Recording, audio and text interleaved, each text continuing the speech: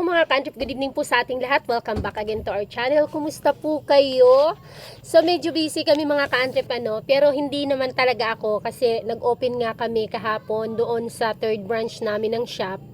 Pero hindi naman ako ang punong abala doon. Yung partner ko, siya yung nagbabantay doon, siya yung mag-aasikaso doon, siya yung mag-handle or magma-manage doon. So may ka-antrip tayo nagtatanong mga ka-antrip na baguhan pa lang din sa ganitong industriya, motor parts business and accessories. Kaya lang sabi nga niya, maliit lang yung kapital niya, plus kasi simula niya pa lang. Ngayon, kasi simula niya pa lang, pero ang dami na daw pumupunta para mangutang. Paano daw ba hindi magpautang? So bago tayo magpatuloy mga ka-antrip, kung bago ka pa lang sa channel na ito at hindi pa nakapag-subscribe, pakiclick mo naman po yung subscribe button at pakiclick na rin ang notification bell para ma-notify po kayo sa susunod pa nating i-upload na mga videos. So mga ka-antrip, bilang kumbaga nauna-una na rin ng ilang taon na rin sa ganitong klase industry mga ka-antrip. Nung una mga ka-antrip, kahit na hanggang ngayon mga ka-antrip, nabubudol pa rin ako. Pero hindi kagaya nung mga una-una, mga first 4 years mga ka-antrip talaga. Lalo na kung baguhan ka pa lang. Lalo na mga ka-antrip kung sa kagaya nyo na mga nandoon kayo sa lugar na talagang mga kabarangay nyo, kababayan nyo, kamunisipyo nyo, kalugar nyo talaga at kakilala nyo. Hindi talaga maiwasan mga ka-antrip. Kahit nga hindi nyo kakilala. Meron at paulit-ulit talaga mga ka-antrip na susubok or mangungutang talaga mga ka-antrip. Kaya lang mga ka-antrip, mahirap nga ang tumanggi talaga, lalo na kung kakilala nyo. Yan na rin yung isang bagay na kumbaga naging advantage na nagkaroon kami ng branch na naging 5 kilometers away doon talaga sa aking lupang Sinilangan. Kasi kahit pa paano ay maiiwasan, syempre pag nandyan ka, sa totoo lang, aminin man natin or hindi, napakahirap tumanggi sa mangutang. Kasi pag mangutang sila, nandyan na talaga yung talagang nakakaawa din, makaka-relate ka, nakikiusap. Ang hirap tumanggi doon sa nakikiusap. Pero ito lang mga ka-antrip, sa experience ko nito, sa ilang taon na, sa tinagal-tagal, ayan, umubol lang ako. Napakarami na mga ka-antrip nung mga magagandang salita talaga nung nangungutang pa lang or nakikiusap pa lang. So, hindi na ako mabago. Kahapon lang, maaga pa. 7:27 ng umaga pa lang, may gusto na mangutang ng gulong. So, mga ka-antrip, lalo na kung baguhan ka pa lang mga ka-antrip, pakinggan mo itong mabuti mga ka-antrip. Dito sa industriya natin mga ka-antrip, mataas ang mga capital. At itong industry natin na ito mga ka-antrip, yung mga products natin mga ka-antrip, hindi siya nabibilong doon sa basic needs na hindi makakain ang magpamilya o isang pamilya kung hindi mo pa uutangin. Meaning, may choice na pwedeng hindi na muna kasi ito ay para sa service sa munisipyo. Although, importante siya. Halimbawa, sabihin, wala na yung gulong ko talaga, kalbo na, hindi na siya maitatakbo, may papasok pa naman sana ako sa trabaho. Pero hindi pa rin siya between life and death na hindi na makakakain ng pamilya ko, walang makakain, wala talaga kami mautangan, walang malalapitan. Diba nakakakonsensya yon? So mga ka-antrip, ito naman mga ka-antrip, hindi siya masyado nakakakonsensya kasi nga, hindi naman sila mahihimatay sa gutom kung hindi sila makakautang ng products natin dito.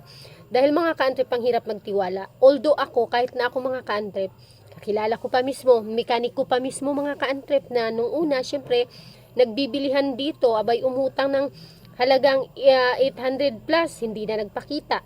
Yung isa, mekaniko din na lagi din nagbibilihan dito. Umutang ng halagang 1,200, hindi na rin nagpakita, hindi na rin nag-text, hindi na rin nag-reply sa message ko. Napakarami mga ka-antrip. Yung isa siya pa mga ka-antrip, pagawaan pa yun ng mga ng mga tricycle na sa 4,800 plus. Sobra na 2 taon, hindi na rin nagpakita sa akin, hindi na rin nagre-reply, wala na. So napakarami pa mga ka-antrip. Ngayon mga ka-antrip, ang pinaka the best talaga, meron kasi talagang mga yung parang mawa ka or nakapakalagayang loob mo na, sila yung parang mahirap tanggihan kasi nga parang suki mo na, kakilala mo na. Pero sa nagdaang mga taon mga ka-antrip at mga pangyayari at mga experiences ko mga ka-antrip, ang the best way talaga para tumanggi mga ka-antrip ay ganito. Sabihin nyo lang, ay sorry po, ang dami pa kasing mga hindi pa nakabayad. Ang dami pang mga nasa listahan ko. Hirap na po ang pondo ko at hirap na rin po ang pera ko. ang tindahan ko, ang kapital ko para magpaikot ng negosyo ko. Kasi wala na rin akong pang-purchase dahil nga napunta na sa utang. Pagpasensyahan nyo na po kasi nadadamay yung siguro ay magbabayad naman. Kaya lang, hindi po talaga ako ngayon pwede makapagpautang dahil nasa utang na po yung tubo ko, pati kapital. Hindi na po ako makakapag-repurchase at gusto ko po sanang patapusin mo na, masingil mo na lahat ng may utang bago ko kayo pwede mapagbigyan sa hinihingi nyong makautang. Pasensyahan nyo na po. So mga kantrip, yun na yung sinagot ko nakaraan mga kantrip. Ano, sabi ko, ang dami pa po. Ayan, ang dami.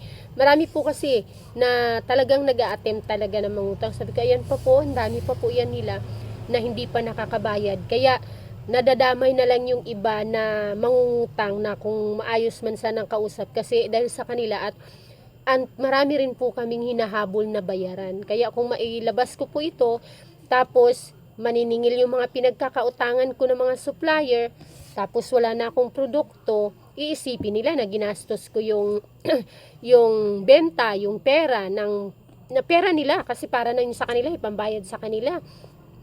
Hindi naman sila maniniwalang pinautang kasi alam naman natin na itong industriya na ito, mahirap talagang ipautang yung mga nagre-retail. So, in that way mga ka-antrip, medyo hindi naman masakit sa part nila, sa pandinig nila, yung reason natin, but yun yung way na maiintindihan din nila tayo.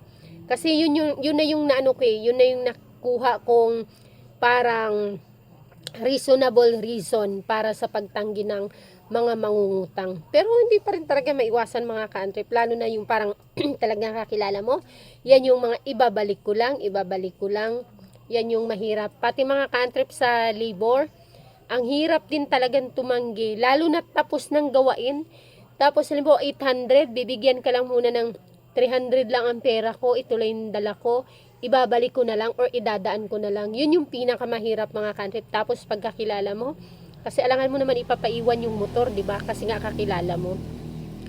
Pero yun na yung way ko. Lalo na mga ka-antrip, wag kayong magpapautang mga ka-antrip ng mga gulong at saka mga oil. Kasi nga mga ka-antrip, yung gulo, yung mga tires na yan, tubeless man or standard na tires, malaki ang kapital, di ba? Pero ang liit lang ng tubo natin dyan. Same thing with the oil. Kaya yan ang dalawang wag nyo ipapautang mga ka-antrip. Mabuti pa nga yung PSI kahit papaano, 'di ba?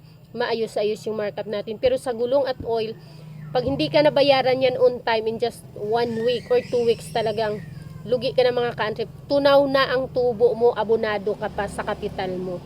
Paano ka makakaparoling? Paano ka makakapag-ipon ng pang repurchase? Nung baguhan pa lang kami mga ka-antrip, gulong at interior mga ka-antrip at oil ang pinaka madalas na inuutang mga ka-antrip. So yun yung natutunan ko. Alam nyo mga ka-antrip, dumating kami sa punto nun na gusto ko nang ipabawi yung mga gulong na nakakabit sa mga motor at tricycle nila kahit na pudpud para lang talagang ma-satisfied yung inis ko na talagang parang niloko nila ako kasi syempre nangako tapos parang wala nang nangyari, parang nakalimutan na ilang buwan na yung susunod, di ba? Bukas or sa susunod na araw, ganyan yan palagi. So, yun mga kanip, dumating na ako sa punto na yun. Kaya mga kanip, learn the art of saying no sa mangungutang sa shop mo. Kasi, ikaw rin ang kawawa. May hahabulin ka, mga supplier, or repurchase mo, paano na? Sila naman, bibili lang or mangungutang na lang ulit sa iba. Lalo na kung baguhan ka pa, mag-iisip ka ngayon, bakit hindi sila doon sa mga ibang store na mga nauna? Bakit nakarating na ito sa akin samantalang bago lang ako at bago ko lang sila nako-customer? Baka hindi na sila doon pinapautang. So yan mga ka-antrep. Anuhan nyo po yan. Kumbaga, beware sa mga ganyang style ng pangungutang. So sana nakatulong ito sa mga ka-antrep, sa'yo ka-antrep sa nagtanong. Depende po palagi po sa kung paano kasi tayo magsalita or kung paano natin i-deliver yung pagtanggi natin sa mga nangungutang. Kasi dumaan din tayo sa ganyan, 'di ba? Kailang natsatsambahan minsan kung dumaan tayo, ako lalo, utang, pero yung panindigan mo kung kailan ka magbabayad. Tapos the art of how you say it on how you say no. Huwag naman yung mayabang or bastos. Yung may pakikiusap din at maiintindihan din nila.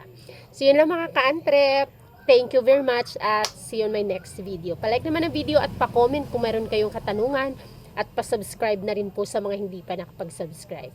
Bye-bye!